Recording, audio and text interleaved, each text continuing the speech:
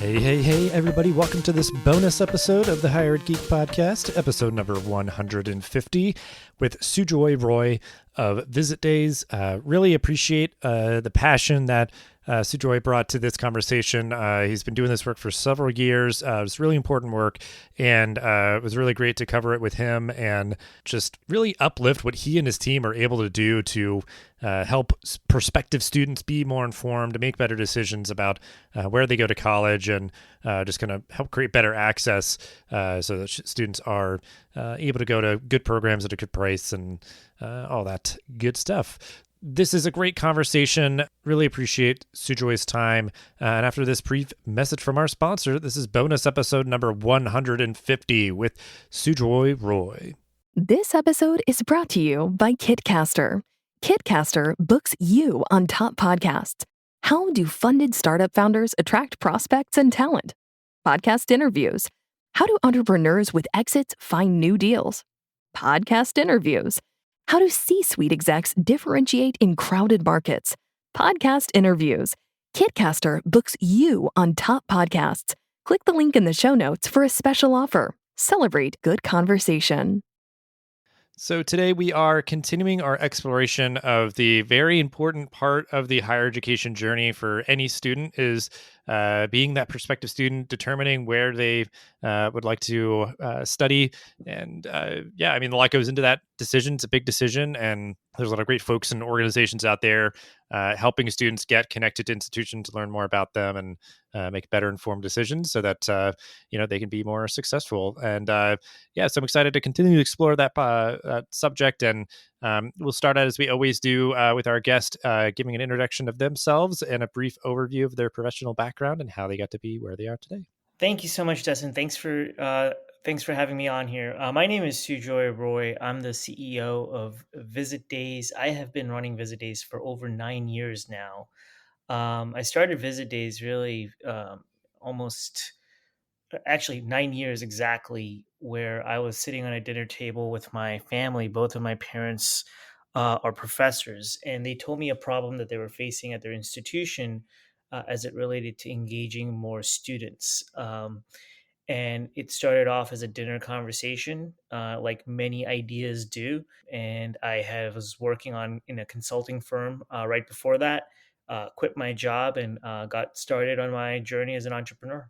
Yeah, I guess that's interesting. It just sort of like, I guess maybe something that you weren't acutely aware of yourself to begin with. And just kind of having this, dinner conversation, like you said. So I guess, like maybe start with that like origin story too, of just like, you're starting Visit Days and sort of embarking on this journey initially. Like, what was that like? Like, did you have to do kind of like a lot of like information gathering and just, how did that go to get it started? Because obviously now you've been doing it for many years. So, it all worked out. But I'm curious kind of those early days.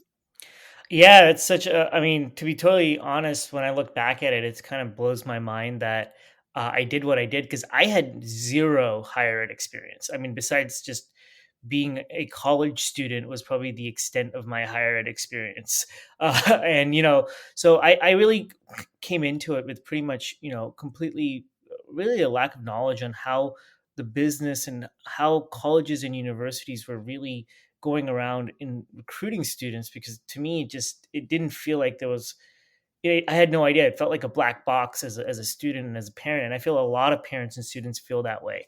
But it really isn't that much of a black box, which I soon discovered over the course of the last few years as I've been, really knee deep in this industry. But to give you an idea of the background and sort of the origin story, my father is a professor at a university, and he was telling me a story about an open house that he was asked to be a speaker at, a keynote speaker. And this was, close to almost now a decade ago.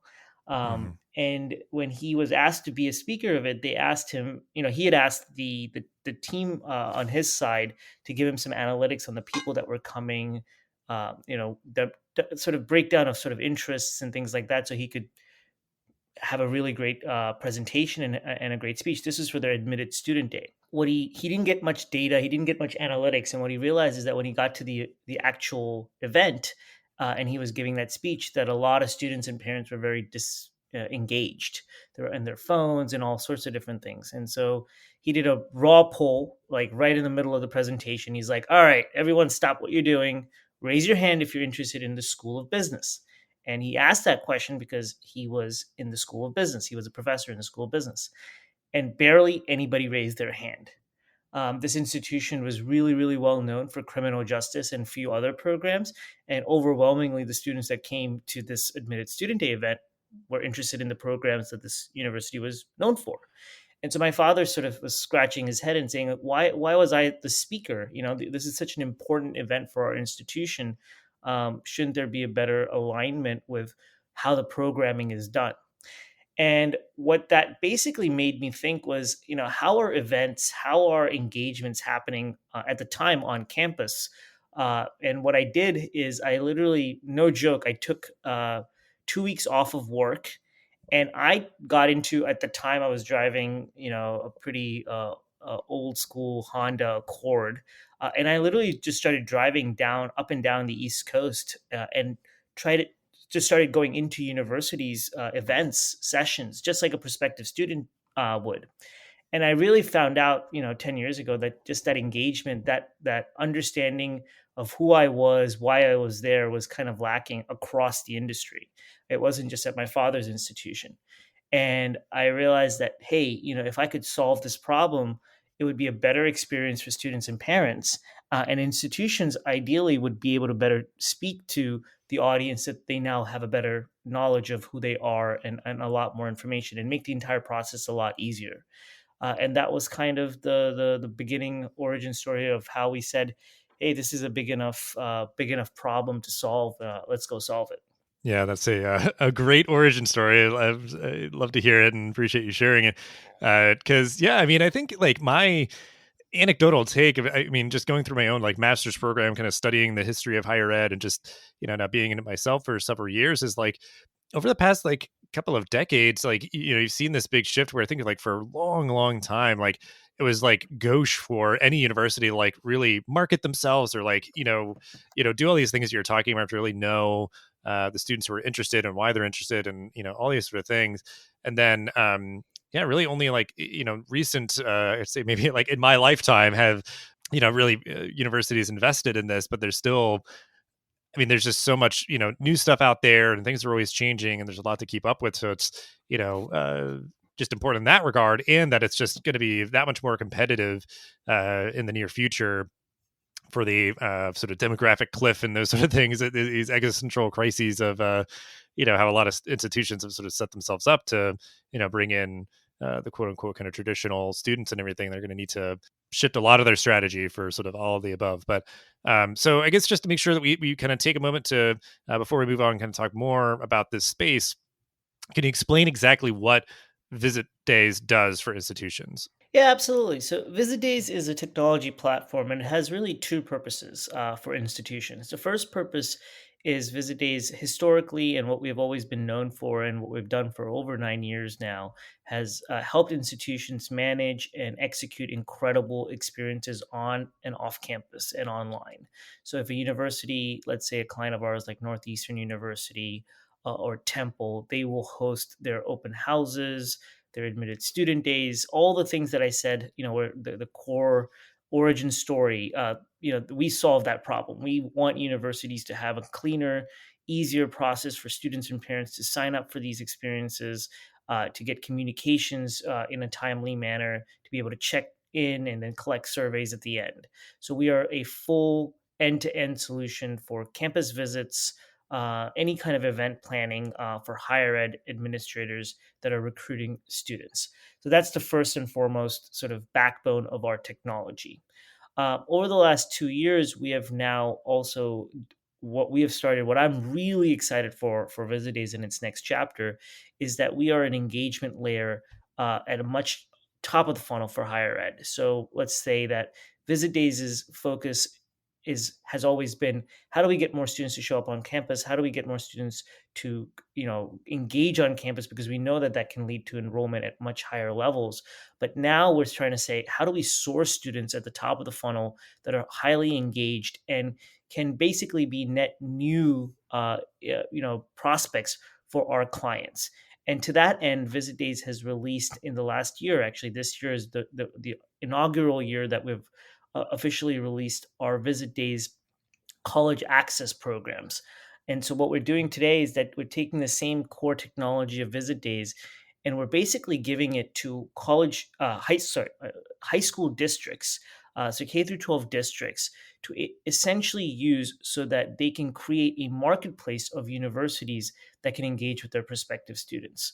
So our technology has been now evolved so districts can use it. Students arrive on our platform and they're able to really see a number of universities that want to recruit them directly and engage with them virtually and in person.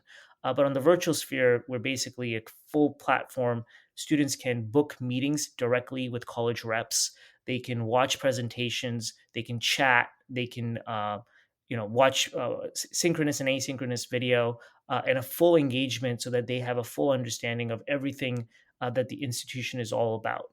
And the idea really is to empower districts to now have a platform, and it's completely free of charge to the districts.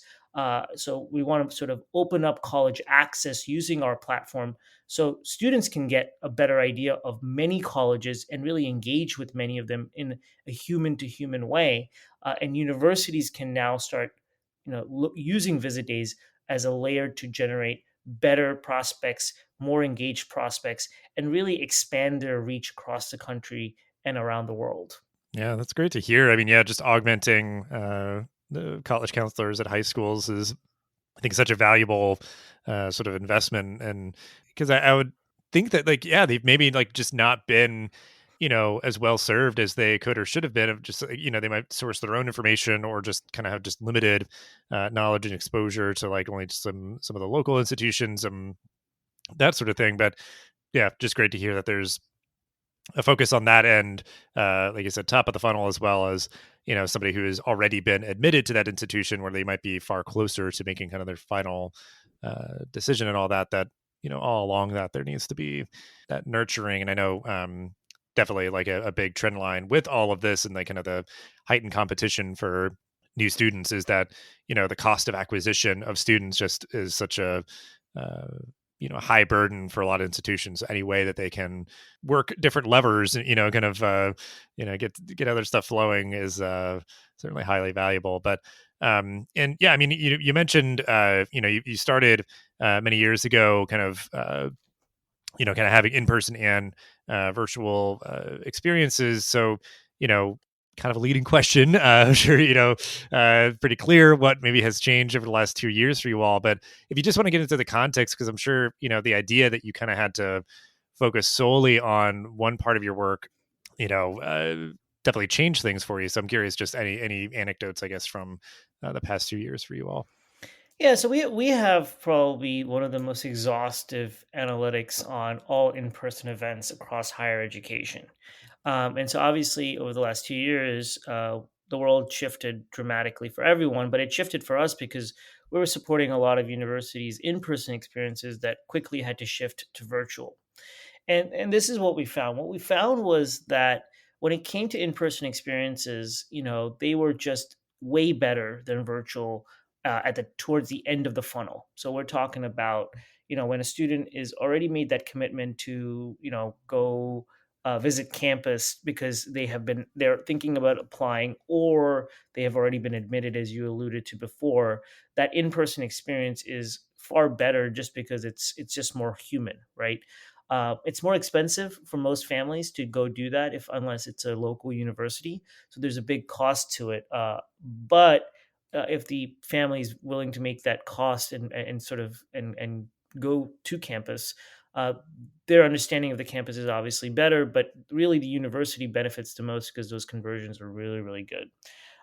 However, at the top of the funnel, it's far less impactful. And what I mean by that is that when we analyze data of students that were visiting, like, their visit was their first source of contact with the university, there is much more of an argument to be made that the virtual components at the top of the funnel, this is pre-application. This is getting students to want to get excited about applying. We found that virtual actually just was better because there was just a better volume. you can basically deal with a lot more students if you do it right. And at the top of the funnel, it was volume slash interest that converted into application. That's really a totally different funnel. And in person was just a very high barrier, cost barrier for most parents and students to, go visit a campus to then decide whether they want to apply or not. That's just a much higher cost, of just for a family to just sort of deal with, not just money Hmm. for gas and all that, but just time. And so that was the big insight that we had over the last 2 years, that we realized is that when parents and students are shopping around for colleges, when they're maybe like eighth grade, ninth grade, maybe right before junior year, they're still thinking about which colleges that they even want to look at before they even decide which colleges they want to apply. Their propensity to meet with someone virtually, to talk to people, again, it does need to be human. It can't be just all the time just with pre-recorded videos. It does have to have high levels of engagement, but their ability to do shopping virtually online is far greater. And institutions that understand that delineation between how do we get highly engaged top of the funnel prospects in a much more cost efficient way will know that if you look at the virtual data, and Visitays has looked at it across almost 1,700 universities, the number of students and parents that are able to check out at least 6 or 7 colleges virtually. And I mean, when I check out, like, they're engaging with the reps, they're talking to the reps, they're visiting, they're watching the presentations. That's just a way higher number than the number of parents and students that decide to visit campuses before applications. So it's just a basic, shift, not just a shift in thinking, but what we have seen is that those are the two types of engagements. You definitely want parents and students to show up on campus, but really later at the stage of the funnel. At the top of the funnel, you want that engagement layer. And Visit Days knows, that this is a shopping. It's really a marketplace. So we're sort of focused on allowing our marketplace of 1,700 plus universities to be available to the districts and high schools that want to directly connect their kids to these institutions' reps, alleviating the burden that the college counselor at the high school faces in trying to do that connection. Yeah. Yeah. I mean, those are some really smart insights because I think I would think like sometimes like it would be, say you do like a campus tour, you've got like a group of however many students and you might ask them to do like some sort of eval. Even then, like you're getting some data, but you can't like splice it, to know like, oh, well, this person on the tour, like, I mean, they already paid their deposit. They just wanted to like see where they're going, in the fall. But then this other person, like, yeah, is like a far earlier stage of that shopping experience and like, their levels of satisfaction, what they were looking at, the experience and stuff, like, you might not be able to delineate that because it's like, sometimes you just do short surveys because you want to, not kind of have someone be fatigued with the whole process. It's just like, please just give us like, thumbs up, thumbs down or something, and all that. But having, I think, like a more sophisticated back end that's kind of taking any of that kind of guesswork out of like a, person kind of providing all of those data points for you to splice it up and everything. Yeah, I mean, that's really awesome because I think, yeah, like the type of engagement, the modality of it, what information is shared, I've just seen a lot of success when you're very intentional about all of those things of what you're offering, when, who's there and facilitating it, what they're talking about, all that for, yeah, all the, those different phases of the funnel. And, certainly a lot of institutions are going to be aiming probably for, fall starts and, they're going to have their deadlines that they're going to need to hit. So that it's like, you kind of work backwards from there of saying like, okay, we're going to do this, admitted student webinar, this time, have these people talk about these things and all that. Like, just keep getting, I think, better at it, especially like what you're saying, like with, the data points and everything to see where it's like, oh, maybe it was a little too long, or we didn't have as many people attend, maybe the time of day or something's not great, or maybe we give more options or something and all that stuff. But because yeah, I mean, I wanted to, you kind of already started to hit on it, so we can kind of just sit here for a few more moments of just, why all of this is, so important and everything. Because I think something I'm curious about, because I know that this is sometimes part of a strategy with these things. Certainly, faculty engagement being super important. There could be some like peer engagement. I don't know how that maybe works in, because I think that kind of engagement for prospective students is also really valuable, I guess, just to have those interactions with folks to kind of make it feel more welcoming. Yeah, I mean, I think this comes down to a larger mission we have here at Visit Days, which is that, look, higher ed for a long time, like you mentioned, didn't need to do marketing, right? It didn't need to do a lot of different things to engage with prospective students because of a whole host of different reasons, right? But the primary effect of that was that it was very exclusionary, right? Everything, if you think about it, right, is about even rankings and all of these different things. The emphasis of how many kids were rejected is a big piece of the value and the selectivity of that institution. But if you really peel the layer, what you really see is that it's not a completely meritocracy based system, right?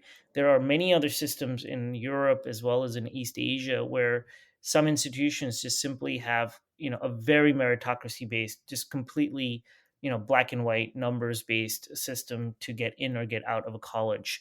But in the United States, you are basically having a system where uh, recruiters are sitting around a table and making a decision based on some numbers, some facts, right? But also multiple other factors that that create this weird illusion that admissions is a black box. But if you're in the system long enough, you realize that it's confusing and it's not black and white. But what it is that it's a huge piece of this is relationships. Districts, high schools, private high schools that have direct relationships with the college recruiters on the other end of it give their kids a better chance at getting into those colleges. That's just a fact. And that's why when you see which colleges are traveling to which high schools or which districts, it clearly gives you an idea that, hey, those where students are potentially funneling in are clearly areas where students have historically funneled through or whatnot. But when it comes to college access, which is really the area that we're now focused on and talking about student engagement, is that so the way I sort of lay out college access is that think about it this way. If your high school counselor can call up the college recruiters from the colleges you're really interested in, you don't have a college access problem.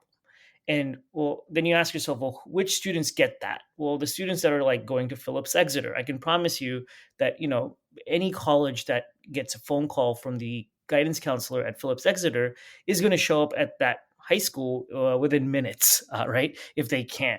And the idea there is that there's a clear relationship between those two parties. Now, how that relationship forms and what that builds into has a whole other area of discussion, but those relationships and those ties exist. Now you think about college access, and for all the high schools and districts where the college counselor at that high school or district does not have that kind of reach or that kind of relationship building, then those kids are immediately at a disadvantage. And so when it comes to engagement, when it comes to making this a more inclusive environment, what Visit Days hopes is, and that's why we provide our technology for free to the districts, is that we hope that we're able to plug in all the different colleges that exist. We already have close to 19,000 recruiters on the Visit Days platform from all the college side. So we want to plug that force into each of the districts that kind of don't get that kind of access, that kind of direct relationship. And to us, if we can open this up, make this a much more inclusive, less about rejection, more about inclusion, you're going to see more kids participate in the college process. I know everyone likes to talk about how there's a huge decline in sort of demographics and just people in general, all of that. Those are all valid points, but you're also seeing historic rise in the average family saying, is college worth it? And that's from a financial piece, that's definitely a valid question for families to ask. But that's a very dangerous, slippery slope as a society where higher education is no longer valued. And so I think the onus falls on higher ed to take that step in going into districts and building relationships with students and families that they historically have not built close relationships with, so that those families and those students feel like the ability to reach out to this college rep or to be the ability to get into this college is not that far away, so that it feels more inclusive and hence makes it more accessible. It makes me think a lot about first generation students having the support they need to understand, all of the complexities of higher education. And then, you know, like you said, I mean, it's just more broadly, it helps people make college feel more kind of relevant and worthwhile, like that kind of brings that value equation in. And, because I think if a student is thinking about college, but they only have a very limited purview of what that looks like the types of institutions and locations and programs available and all that kind of stuff, then I feel like, well, why am I going to pay all this money to go to a place I don't like to study something I'm not interested in, all that, or like even the price itself, I could be like, well, this place is a far better value. Like it, feels like a far better fit and has a program that I'm really excited about. And, maybe they're, just kind of having a better, experience engaging with them and they get scholarships or whatever, like they just might not even have known that was like an option that was open to them before without, the work like you're kind of explaining there that's sort of helping to close these gaps, which like, yeah, I mean, at times are just gaping chasms, insurmountable to a lot of students. Like they just don't even know what's on the other end. So, And yeah, I mean, it's really I would great. Yeah. actually, you know, go out to say, and data proves this. First generation, absolutely. There's definitely a massive gap, right? For first generation students going to college, no doubt. But I would actually argue that this is actually happening at a much larger scale than we all understand or we appreciate. I think this is happening at almost any middle class to always almost up to upper middle class families in today's world, where colleges, the relationship of their individual high schools with the right amount of colleges and I would say so much so that majority of the districts and high schools, they simply are so as we all have talked about, what the ratio of a counselor to high school students is. But what does that do? That also, when you think about the college counselor's life in the high school, how many relationships could that individual college counselor really build with all these colleges, even if they wanted to? They really can't. They don't have enough time in a day, right? So the idea of, the reason that some of the more prestigious, expensive private high schools do have all those relationships is that they have the infrastructure built and the relationships and sort of the interest from the colleges, all of those check boxes that allow them to give their kids the best chance on getting into whichever college those kids want to get into, because they're able to build those relationships. What I would argue is that the average high school in America, the average high school counselor in America, besides their regional colleges, the 1 or 2 to 5 regional colleges, they don't have that national reach. They just don't have enough time in a day. And so that, I think, it's a much larger problem. I think it's definitely a problem for first generation students, but I think it's a problem for every really average American across the country. It's a very good point. Yeah. I mean, there's just, yeah, so much of sort of an information gap for everybody, especially first gen, but like, yeah, I mean, it's such like a unique experience. I think, like you said, it really is sort of like a, you know, people shopping around, but they don't do it like they don't do it like anything else. Like it's so emotional, or it's just like a lot of assumptions made, and that applies to anyone and everyone. So I appreciate you making that point. So if you wanted to just as we're kind of wrapping up, any like piece of advice that you would give to hired professionals out there after kind of all that we've covered here, like what advice would you give? Yeah, I would say that I think, pragmatically, higher ed professionals need to take a look at their enrollment numbers, post pandemic, to see what did the effect of not traveling do for their top of the funnel leads and the quality of leads in terms of conversion to application and enrollment. My sense is that, I was talking to one of our clients in Florida, and they had a record year the last 2 years, and they spent literally $0 on travel. And my suggestion would be for institutions to take a look at how they're doing their travels, where their counselors are going, and putting an emphasis on having more of a presence across the country. virtually, because they're just going to be able to reach more students. Because a lot of the time a college counselor spends on travel and going around the country, knocking on different high schools that they've already built relationships with, is the amount of time that they're not able to go to new territories and new high schools and new locations where students are really looking for them. And so, one of the big things that we're pushing for is to make sure college is highly more accessible to students. But a big step in doing that is making sure that we are allowing colleges an easy, simple way to be in front of more students and be more accessible, to have those human conversations, to inspire the next generation to think about college as their future. And so that's one of the things I would say, is that just practically speaking, a lot of the budget historically that was spent on travel, that was spent on in-person events for at the top of the funnel, should move more significantly to the virtual world, so that we can reach more kids. Yeah. Yeah. I mean, that's a good way to put it.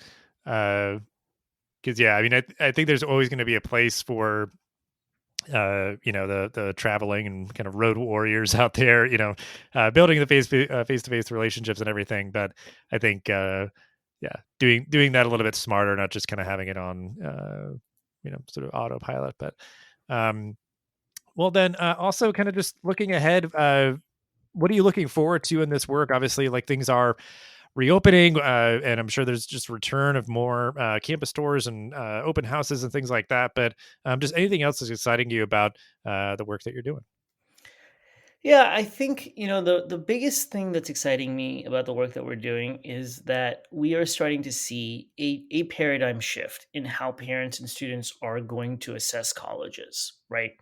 I think that when I was going to college, and I'm just estimating, Dustin, this might have been similar for you, but when I was going to college, right, the idea of that this is a time for me to make the biggest decision of my life, and I will have all the resources in front of me to make that decision and make the best decision possible. I didn't know if I felt it when I was going to college. It was kind of a guessing game, and it was just kind of hoping for the best. My hope is that with all these different types of digital engagement, with all these touch points that we can increase and improve earlier in a student's journey, will make that student and that parent a better consumer of this experience. They will have more tools, more touch points with and human touch points that will make them make better decisions, right, of going to the right college. So hopefully they graduate on time, and they don't need to, they don't feel like they made the wrong decision and have to transfer. That more kids go to college because they feel like it's more accessible. And so I think that what's making me excited about the future is that if we can use these tools, if we can use our interest in making the lives of kids better, we're going to hopefully build out an infrastructure that allows these parents and students to make better decisions, and to also, live better lives. And so my hope is that Visit Days can play a small piece in that future. Yeah, absolutely. It is very exciting stuff, and it does feel like there's some momentum kind of gearing up here. And yeah, because I think there's just that period of time where institutions could kind of just build it and they will come and kind of rest on their laurels and everything. And now I think it's to everyone's benefit that prospective students will be more informed about their choices and make better choices. And institutions just need to be kind of figuring out their value add for students and making that clear and making themselves accessible. And yeah, just kind of continuing to improve the way that they support students to stay competitive and everything. So yeah, all good stuff. But as we wrap up, we also like to give an opportunity, if you have any resources to share on this topic, whether they're your own or others, yeah, any books, articles, podcasts, etc., stuff that you'd want to give it a tip of the hat to, so we can put it in the show notes. Yeah, I mean, I think I love this podcast. I'm going to give you a little plug. I think that you've Thank done you. Thank you. a really incredible job of putting this together. So when I think about the content that I'm consuming and whatnot, I think there's a whole bunch of different sources that I've been looking at, but primarily my focus and my emphasis has been on really talking to and listening to the market itself. So my biggest source of understanding how this market is moving and shaking is talking to the college counselors. It's talking to the universities and hearing directly from them their experiences, and actually just also talking to the parents and students that are going through this journey, because I think the true source of what's happening is happening on the field. And that's where my ear tries to be most of the time. Yeah. Yeah, I mean, that makes a lot of sense, and certainly just good advice generally for people is like, if you're not finding like what you're looking for out there in terms of like content, then try to just get one-on-one calls set up with people, do focus groups or something, because I think that's such unique and valuable insights that you can get that could be very hard to get elsewhere, because other stuff just might feel,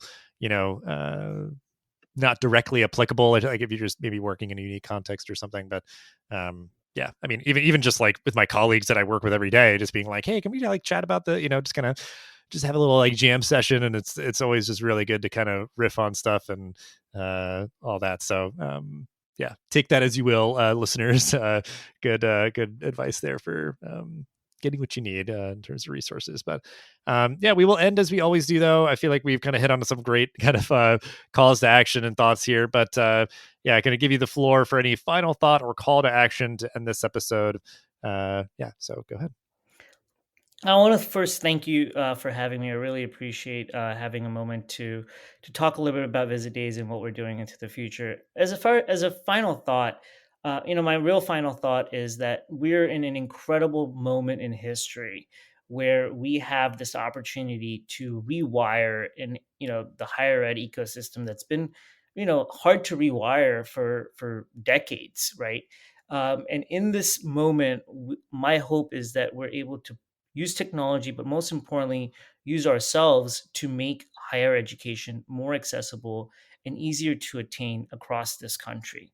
And I think if we do that, we will start seeing one significant shift, which is that parents and students will see higher education for what it is, which is an enabler to grow as individuals, but also to really be better citizens.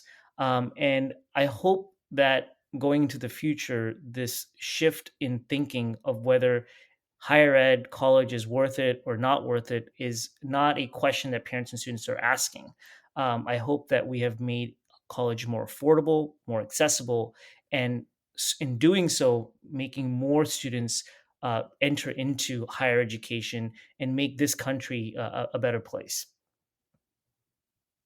That is a beautiful place to end things. I completely agree. And yeah, we'll have ways to connect with you and the work that you're doing in the show notes. But yeah, just thank you so much for coming on and sharing all that you did. And this is always great stuff to talk about, because I think it's a little bit out of my wheelhouse of like sort of the admissions side of the house, but it's so important to continue to kind of focus in on it, for my own sake and for everyone else's. And yeah, just a great conversation. Thank you so much for your time. Thank you so much, Dustin. Thanks for listening to this episode of the podcast. Make sure to rate, review, and subscribe so you never miss an episode. Thanks again for listening, and we'll see you in the next episode of the Higher Ed Geek podcast.